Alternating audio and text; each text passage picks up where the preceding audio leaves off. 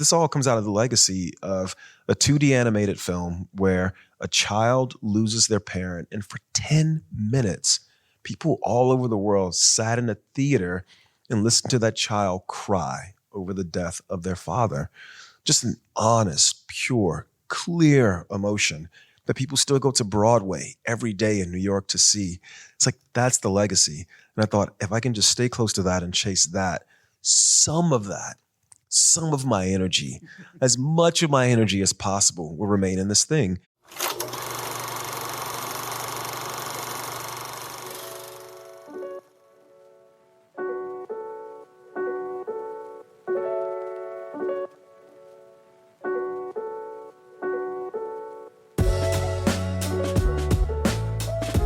Hello, and welcome back to The Director's Cut, brought to you by the Directors Guild of America.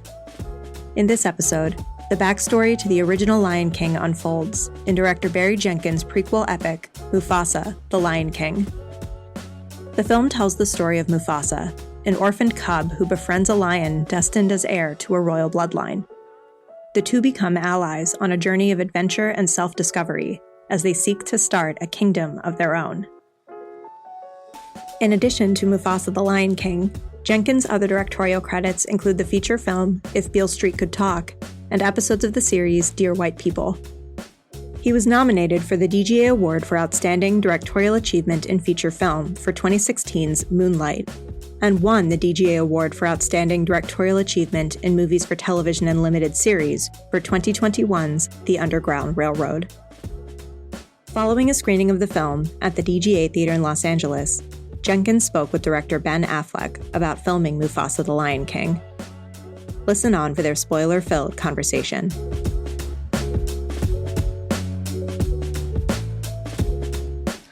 Thank you very much. I know that wasn't for me, but I appreciate it. Wait, how did you guys say? It's my first AD yelling bravo. First, I just want to say thank you very much. You know, in my professional life and career, there's a few directors that I really admire and look up to, and who I think, boy, this person is doing this as well as it can be done. And the way that I've learned anything in this business is to pay attention to what people I admire were doing and learn from them. And if I'm lucky, get a chance to talk to them and ask them about it so I can steal it from my movies. So I want to thank you for giving me that opportunity. It's an honor to be here, man. Appreciate that. This is a towering achievement of cinema, this movie. It blew me away, because I have some sense, although not, clearly not the entire scope of what goes into doing something like this. And, the extent to which, when I looked at it, I thought I would have been terrified to do this. I don't understand all the facets of the technology. It's realistic, yet it's, animated. It's this massive sort of property. What was it that made you connect to this and say, I want to do this, and spend 3-4 years of my life doing it? Yeah, I think the biggest thing was, I read the script, and, nobody grows up, in this country, in the place that I did, and doesn't encounter the Lion King. So this is pre being someone who creates cinema, just being like a child, like these children in the front row here, and really falling in love with these characters. And I just didn't believe there was any more to sort of explore with them. And I was very happy to be proved wrong by the script written by Jeff Nathanson. And so I read the script and immediately was like, wow, there's something here, something worth chasing. I always feel like I'm chasing something when I'm making a film. And I had been making this television show called The Underground Railroad at the time that this came to me. Thank you very much. I appreciate you and your love for The Underground Railroad. And I was actually in post on The Underground Railroad when this script came to me. And that was just such an intense process, making that show. I can't even physically describe what it was like to make that show. And it was the culmination of making Moonlight, If Beale Street Could Talk, and then Underground Railroad. And I just wanted to do something completely different, just completely different. And there was nothing more different than this film, because I was so just overwhelmed with The Underground Railroad. I didn't even realize The Lion King had come out in 2019. It overlapped with us making that show. So I went and watched it and realized the technology was just very strange. And I thought, well, maybe this is something that we should chase after. And that was really what added up to the decision. Can you help me understand what literally what the process is of making this movie? Like, what are the steps? I mean, you don't have to go into great detail, but like how much of it is photography? How much of it is you setting up shot? How much of it is pure animation? When are the voices done relative to, how you lay it out for me a little bit? Yeah, you start out with the voices, just like any animated film. You start out with the voices and then you storyboard the whole movie into what they call an animatic. And so we did that twice with the temp acting troupe just to get the storyboard artists going, and then with the principal cast to get the actual sort of scenes together. And that was fully exploratory. Once we had cut together the animatic, we could show it to the studio, but we could also start to build the animation that we were actually going to shoot. They call this live action animation because rather than building the animatic and then turning it over to animators and having them replicate those frames in the style the movie's going to play in, we actually more or less build a version of the movie. Let's say it was like a rough version of Toy Story, but then we place Toy Story into a virtual space that we can go into with a virtual camera. And rather than watching Woody in a scene only one way, we can go in and play the scene. He's moving around, but now with our virtual camera, we're creating dailies. We're getting angles for the editor. Pip right here was my first AD on the movie. And we needed a first AD because what we ultimately ended up doing was we evolved the process to the point where I love in movies where, especially working from Moonlight to Beale Street to Underground Railroad, we kind of evolved to this point where the movement of the characters, of the actors, motivates the movement of the camera. And the camera is almost in the spiritual relationship with the sort of movement of the characters. It creates this energy. But when you're making an animated film, there's no live stimulus for the camera to move against. And so we went and visited, and Pip went down to visit the people who make Avatar at Lightstorm Entertainment. And some of them came up and embedded with us. And we figured out a way to create a hybrid of our system to where the problem with The Lion King is the lions have 4 legs, but human beings have 2 legs.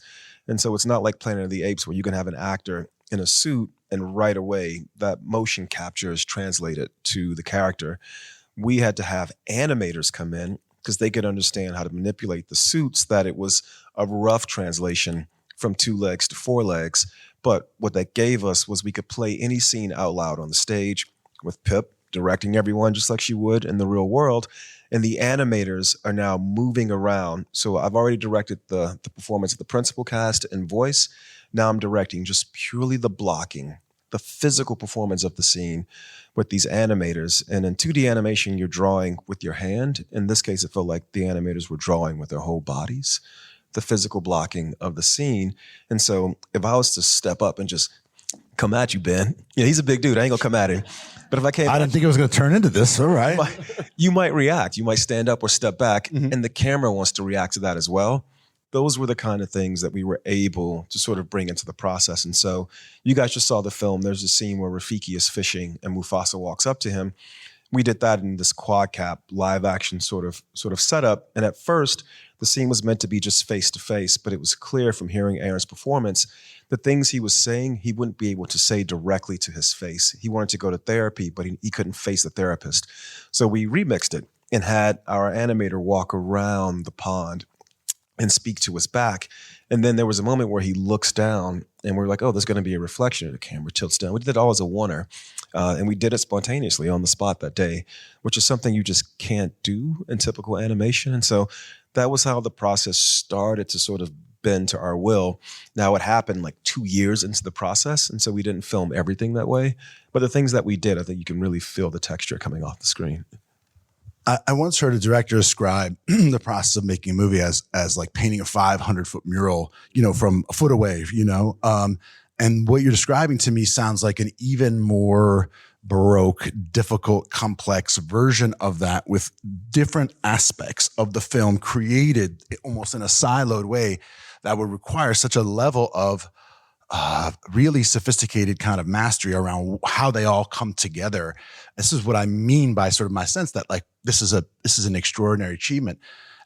Watching you talk about your other work, and when I watch it, one of the things that I'm just in awe of and mesmerized by, whether it's Beale Street or Railroad or Melancholy or Moonlight, is or The True Detective that you did. I mean, it's always, it feels so alive to me and so vital and urgent. And I don't feel the camera, but it seems to be in the right place. And it seems to be behaving in ways that are congruent with the performer's behavior and the thematic story that's being told. And it's one of the things that I think is just so extraordinary about your work. And I wonder, like, it seems to me that you're so connected and you understand performers so well as the central instrument of what you're doing.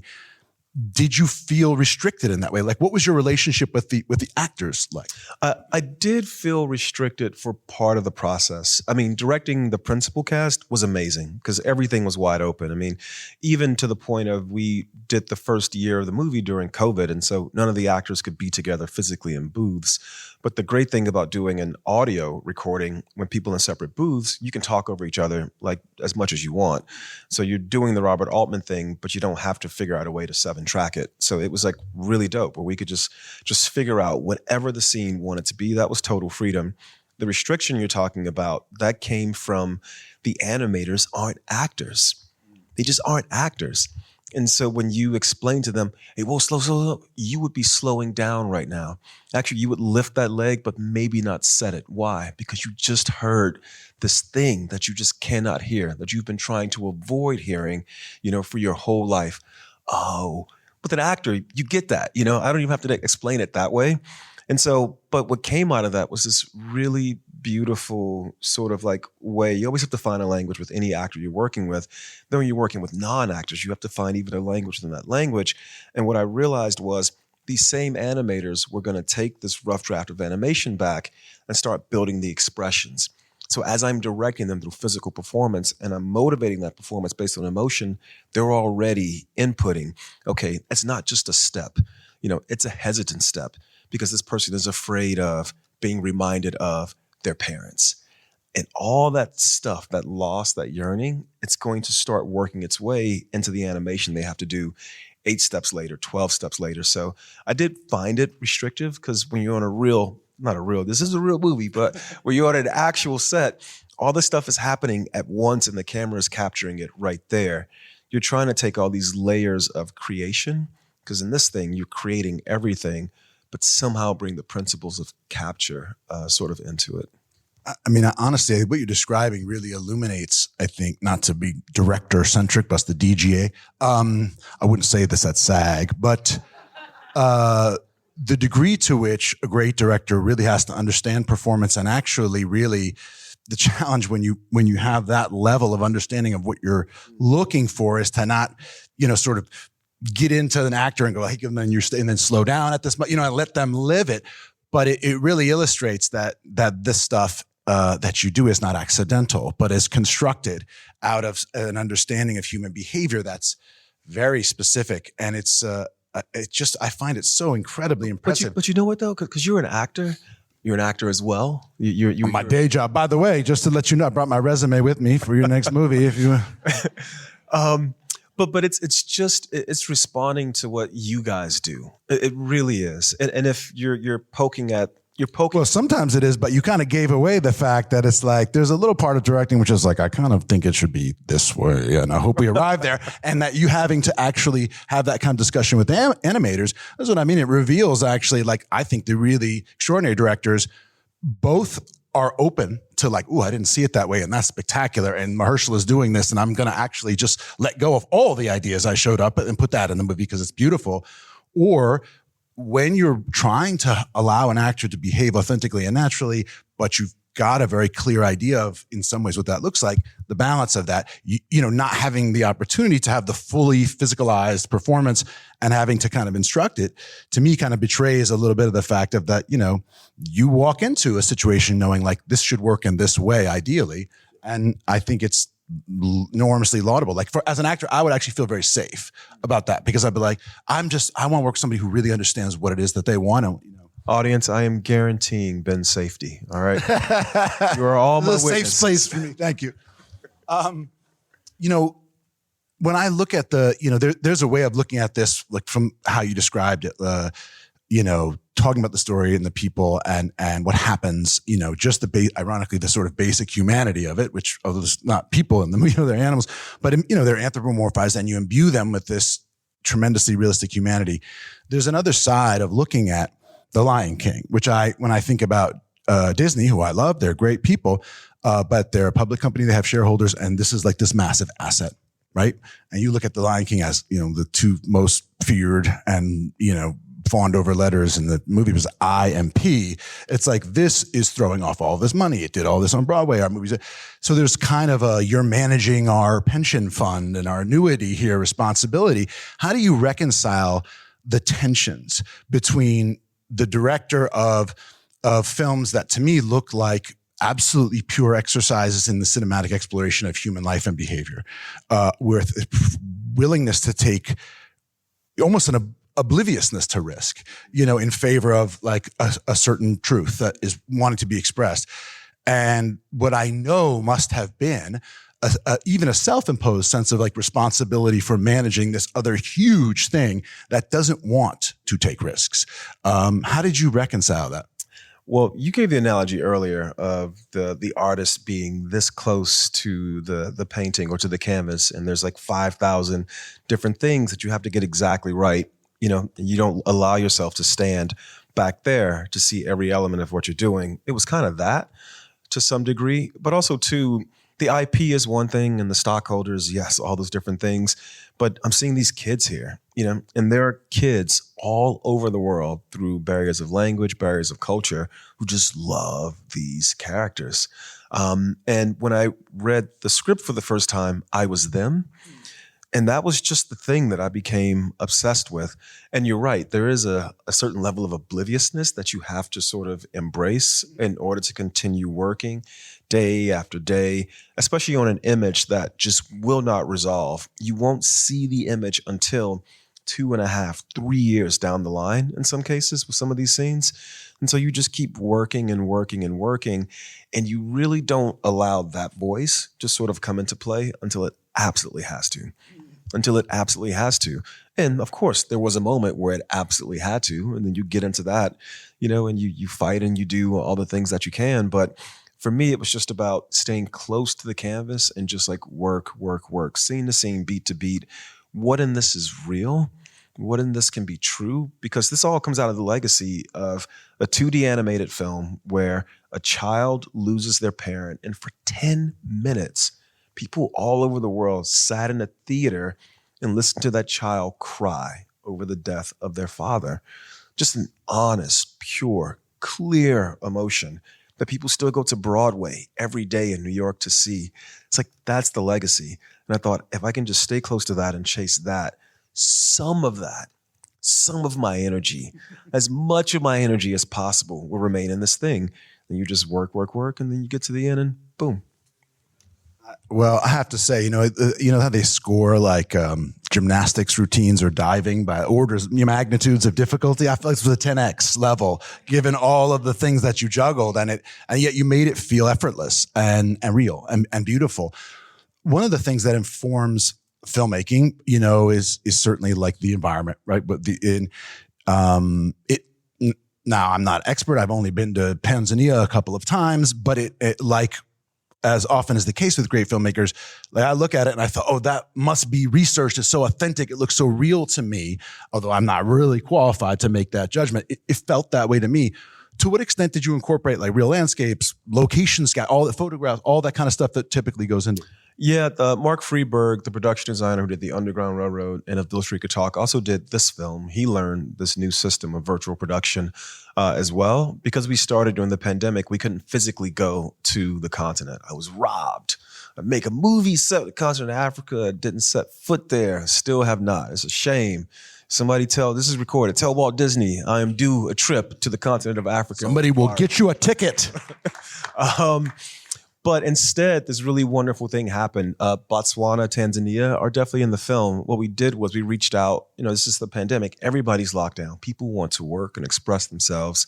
We found all these artists and conservationists on the continent because Mark Freeberg had mapped out exactly where this journey would take place. Mufasa gets washed down to Botswana, and then he makes his journey through Zambia, the DRC, up into Tanzania, and then ultimately back to Kenya, which is where primarily The Lion King is set. Shout out to Is that Kenya. mountain yes. range with the snow, like Mount Kilimanjaro area? Or Exactly. It's what they call mountains of the moon. Yeah. And so we just, we reached out to people in those actual places, and we stayed in contact with them for like a year and a half as Mark was rebuilding. Sort of, we said, what is the most interesting thing about your landscape or your environment that you feel is worthy of being in a film that you would like to see? Because the Lion King is, especially for some of these kids, it's the first time a lot of children encounter the continent of Africa. And it's crazy to think of that as a piece of IP, but it is truly the first time many people encounter the continent of Africa for the first time. And even just now, today, I just saw on the internet, people are, why are the lions in snow? There's no snow in the Lion King, because people don't know that it snows in the continent of Africa, which has one of the most varied landscapes of any landmass, like on the planet. And so those things were important to convey. And Mark just did a really wonderful job of like learning the technology, building everything. I mean, everything based on real research, actual people, actual artists and conservationists on the continent who wanted us to take their homes and show them to the world. So that's how all those things came about. And you're right. You did spot some, you spotted some spots, man. I mean, it's extraordinary. It's exquisite. It's so gorgeous. And because I've traveled some more actually in DRC, I didn't realize that this length of the journey extended beyond the Serengeti and into. I could tell you, Mark mapped this out exactly how many days it would have taken them to get from place to place. We don't cover that much time in the actual film, but they like dialed it in to a T, just so we would know, Pip and I, exactly how long this scene should be, how long they should be in this environment. By this point in the film, they should be here, et cetera, and so forth. That's what I mean about the authenticities. You get a sense that there is that amount of truth and intelligence and research and dedication underneath it. I don't have to do it in the audience. I get to enjoy it, but I see what, it just feels right to me. Like I said, even not knowing, it's a beautiful thing. And I think when you as a filmmaker and your group invest that much energy in paying attention that way, it just sort of pays off in all these beautiful ways. And it also sort of incorporated that, like you said, you weren't there, the actors weren't there, and yet it felt so real. And obviously the animators and everybody on your group are the visual effects technicians, God knows there's probably thousands of people on that credits, that just roll by, who all deserve, I think, an enormous amount of recognition. But, movies is one of the last spaces where there's kind of one conductor, one architect, and that responsibility is a heavy thing to carry, I think, in a, especially when the kind of things you're talking about, like to all these children that love this movie. And I've got this whole company, and I'm Barry Jenkins, and I have more awards than will fit on the shelf. So I have this enormous pressure on me to show up and be great. And I feel it now. I didn't feel it when I made the movie, though. That's why I didn't talk to you before. Barry, it's a lot of pressure on you. I guess your answer to that is like, you let it go. Like, you have to, man, because you just have to do the work. Especially once you agree to do the work, you have to do the work. You have to do the work. And the best way to get the work through in a way that you can be proud of is to make the work undeniable. And the only way to do that is to use your analogy to be right up on the canvas, just focusing on what is the frame in front of me. Different situation than most films, making a movie like this at the studio, of course. So at some point you do have to come away from the canvas and let someone else see it, and then start to deal with, sort of the negotiation of what the canvas actually is. But yeah, man, it's like, I love making movies. I love making movies in so many different kinds of ways. And there's never been more ways to make a movie than there are right now. I mean, you can make a movie so many different ways. You mentioned, which I'm shocked, you mentioned my first film, Medicine for Melancholy, which we made for $15,000. And the camera I have, New York Times Best Film of the Year list is this phone has a better camera than we made that film with. So there's so many ways to make a movie, and I'm curious about all of them. And this was an opportunity to explore a very radically different way than any movie I'd ever made before.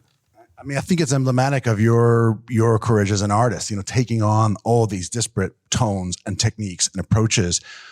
When you, to me, the performances, not only in terms of that's described like a very sophisticated, real way of movement for animals, but the facial, the speech, to me looked like so realistic that I thought, you must have photographed some of the actors delivering those performances. Like I even saw like those kind of look like Mads Mikkelsen's teeth. That, you know, They are his teeth. Yes, we did as one of the few things we did. Mads has these like fangs, and so we did take his fangs. that must come in handy. Yeah, so we did take them and put them on his model of Kyros, and they are. Anytime the actors are performing, their faces are being recorded. It's not like with Planet of the Apes because the shapes of our faces are so different than the shapes of lions. But the animators really, what did Michael Jordan say? And I took that personally, because of the expressions in the 2019 film, they really wanted to lean in to being extra expressive in this film. And so we had recordings of all the actors whenever they recorded their lines. And our editor does such a wonderful job. Every scene in this movie, there's an edit with the corresponding audio recording. And you can see it's just cutting between all these different takes of them delivering their line as she's, not rebuilding the performance entirely, but she's doing her job, which is really dope. And the animators receive all that information. So even though they are in control, so to speak, with the expressions, some of them I've been directing through the physical blocking, and they also have the reference of Mads, of Aaron, of Kelvin, their faces when they're performing these lines. Speaking of the actors, Aaron Pierre's worked for you before. Caesar, right? Was who you played, right? And now you have him in this movie in the lead, and you're like, did you have that feeling where like, you're like, this is my guy, I've been with him the whole time, and then he goes, does this Netflix movie and blows up, and now you're like, damn, he might not even work. He might be too big time for me now. He's in... No, because I wrote Jeremy Saulnier a letter advocating for Aaron for that Netflix job. So hopefully I'm coming along. Take credit. All right. I'm coming along with. Actually, Jeremy's wife saw him in the Underground Railroad and said, hey, that's your guy. But he's the only actor who's, actually, both Sheila and Tuso, a lot of Underground Railroad people are in this movie in very, very subtle ways. But I first saw Aaron performing Othello at the Globe Theatre in London. It's an outdoor theater. You're on the stage and your voice is... Is that the way he did with Mark Rylance? Exactly. He's the one with Mark Rylance. And when you make a movie like this, again, it all starts with voices. And to use a baseball analogy, if you're a 5-tool player, you have to lose 4 of those tools. You can only perform with your voice. And it's just something about Aaron's voice that is just so evocative, so expressive that I just knew immediately. And yet he auditioned. Kelvin auditioned. Not everybody auditioned, but for the most part, people auditioned because, again, people have been living with these characters for 30 years. Trust me, people have very intimate relationships with Mufasa, with Taka, with Scar, with Sarabi. I learned that real quick. And so I had to really hear it to know that these people could do the job. And Aaron was Mufasa for sure. Did you have were you like pretty much set on it going in and went through the process of this thing, or did you have to sort of be open to it? No. Respectfully to all the other actors in the world that auditioned for Mufasa, I had no preconditioned thoughts in my head. I understand. Well, it's pretty. Did they come back and go, okay, now we're gonna I've looked at this and we've done the performance. I've matched the voice. We have the animation. And did you ever sort of go, you know what? I actually want to change this moment. Can we record? Were there multiple iterations of the recording throughout? Quite often. Yeah. And sometimes we take things back to stage and reshoot them as well. Especially some of the things that we filmed before we had the quad cap breakthrough. Tell me about that. That's a piece of technology that's very interesting. Yeah, so quad capture is the thing I was describing before where the animators come in suits and the people, this guy, Ryan Champney, had worked on the Avatar films. He came over. Is that what makes the 3-dimensionality, your ability to move the camera within a 3-dimensional environment around the performances? That's the virtual camera, but yes, the combination of that and this quad capture, which is in real time, it translates human beings walking on 2 legs into models that are walking on 4 legs, which is a very complicated thing. Sometimes you'll be in the middle of a take and the character just disappears because the algorithm is broken. The mathematical equation of translating Pip is nodding her head, of translating. All too often, I see. Yeah. Of translating 2 legs to 4 legs. And so it wasn't a a smooth process, but when it worked, and if we did 7 takes, at least 4 of them worked. It was a godsend, and so that was the quad capture sort of like breakthrough. These guys literally took the system we were using to make the film and they rewrote it, like as we were making the movie. And once they got it to a certain point, it just opened up the whole process. And we even did some action set pieces with it as well. When Kiros is coming out, they're chasing him through the forest. It's all foggy. Mufasa's scared of the water. The deer runs by, and the camera just starts spinning 360, and it's motivated off Mufasa's head turn, and the thing goes by, and then it turns again. It's got a nice torque to it, and then it comes around, and whew, they're there. We did that real, like on stage, which again, for an animated film, typically I love animated movies, but when you watch them, they almost have to be shot, because an artist has to paint or draw everything within that individual frame. That's their responsibility. We love where one shot becomes another shot, because of the movement of characters, the tone, the atmosphere. And it's really difficult to do that in animation. But taking this technology from Avatar and blending it with the technology from 2019 Lion King allowed us to do some of those things. In my experience, Here's the thing. I made Moonlight. I don't talk this way. What do I know about this technology? We had one camera in 25 days in Miami with $1 million. And now I'm talking about blending Avatar with they spent more money to put that Lion King poster up on Sunset than they did make. Probably. When I've directed movies and, I don't have your like cool reserve and ease or maybe it's a false front, but you seem so comfortable. I feel like it's wait, Pip. Is it false or am I comfortable? Hey, it's all right. You're going to come back on the next movie. You can count on that. It feels like a sprint to me. And so I go, okay, I have to run as hard as I can to get this done in the time I have and goes, because I have no choice. When you do something that's this long over time and this sort of iterative and episodic, like is it that 3-4 year sprint, or do you have to find ways to sort of manage your own level of intensity and commitment and sort of, okay, I'm going to take a little time away and come back, or what is that like? You have to manage your level of intensity, but this was, I could only have done this right after making the Underground Railroad. And I'll explain why. I'm not afraid of a failure, but the Underground Railroad was something where it was a risk, especially because of the situation we were in, making the show. The budget just went crazy before we even shot a single frame. And it was one of those things where we'll allow you to keep making the show, but you have to make it in a completely different way, and you have to make it right now.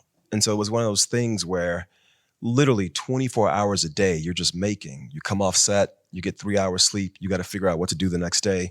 There's no set 4 weeks from now. There's no set 6 weeks from now. You're just like making. But if that had failed, I feel like that would have been a failure of my soul, because I was representing my ancestors. I was representing any filmmaker who looks like me, who wants to tell stories about our ancestors. So that was something, thank you. So that was something that I just could not fail at. And that was very intense. This is something, if I failed at it, I couldn't master the technology, or I couldn't master IP. I couldn't deal with the studio. That's fine. I can live with that. That's not my soul that's on trial. This other thing. And so I think the only way I could have chosen to do this, and the only way I could have managed doing this, was coming out of that, in my opinion, not losing my soul, not failing my ancestors on that project, the Underground Railroad. It made dealing with this, because there was pressure, I can't deny, it made dealing with this beyond manageable. And so that's how I got through it. It didn't feel like a sprint. Barry, they asked me to wrap up. I just want to say it's an honor to be sitting next to you. It's just a master of this. It's hard to know how difficult a thing it is to do unless you're, there all the time. And many, of course, this audience do. And I just want to tip my hat to you and thank you for your time. And I want, as I always do, I learned a lot. And it's just a pleasure. And I will be giving you my resume when we walk up. Thank you very much. Ladies and gentlemen, Barry Jenkins, thank you very much. Thank you, man. Appreciate you. Thanks for listening to another DGA Q&A. The Director's Cut is available wherever you listen to podcasts. And please share, subscribe, rate, and review. We'd love to hear your feedback, and you can help fellow film buffs find the show. Thanks again for listening, and we'll see you next time. This podcast is produced by the Directors Guild of America.